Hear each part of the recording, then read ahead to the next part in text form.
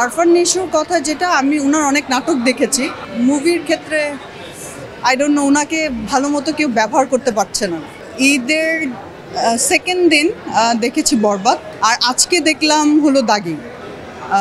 Arfan নিশোকে personally নাটক অনেক ভালো লাগে ওনার নাটক অনেক দেখেছি আমি বাট আমার কাছে যতটুকু মনে হয়েছে যে ডিরেক্টর বা রাইটার একটু ল্যাকিংস ছিল ও যেহেতু বাংলাদেশের একটা ভালো অ্যাক্টর তাকে আরেকটু ভালো ট্রেন করতে পারত মুভির কনসেপ্টটা শাকিব খানের দিক দিয়ে যদি আপনি চিন্তা করেন বরবাদ ইজ বেটার দেন দাগি কিন্তু দাগির স্টোরিটাকে মানে আইদার দ্য ডিরেকশনটা ভালো ছিল না বিধায় তার চরিত্রটা ফুটাতে পারেনি শাকিব খান তো ওল্ডেস্ট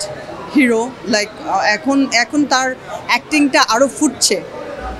ওনার ছোটো থেকেই ওনার ছবি দেখেছিলাম বাট এখন একটা অনেক বড় জাম্প ওনার ক্যারিয়ারের বেস্ট পিকচারগুলো এখন উনি করছেন আর আরফান নিশোর কথা যেটা আমি ওনার অনেক নাটক দেখেছি মুভির ক্ষেত্রে আই ডোন্ট নো ওনাকে ভালো মতো কেউ ব্যবহার করতে পারছে না বরবাদ যে প্রত্যাশা নিয়ে দেখেছিলেন সেই প্রত্যাশার জায়গাটুকু কতটুকু পূরণ হয়েছে আপনার ইট ওয়াজ এক্সেলেন্ট মুভি বাট আমার কাছে মনে হয়েছে কিলিংটা একটু বেশি দেখিয়েছে তাছাড়া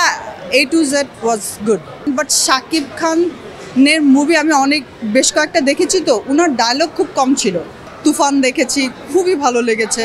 বরবাদ দেখলাম এটাও খুব ভালো লাগলো তারপর আরও অনেক দিন প্রিয়তমা খুব ভালো করেছে তো ওই মুভিগুলো তো ওনার ক্যারিয়ারের সবচেয়ে বেস্ট হিট মুভিগুলো উনি এই কয়েক বছর 4-5 বছরে সে করছে সো ওনার পিক মোমেন্টে উনি আছেন অ্যান্ড ডিরেক্টররাও বুঝে গেছেন যে শাকিব খানকে কিভাবে ব্যবহার করা যায়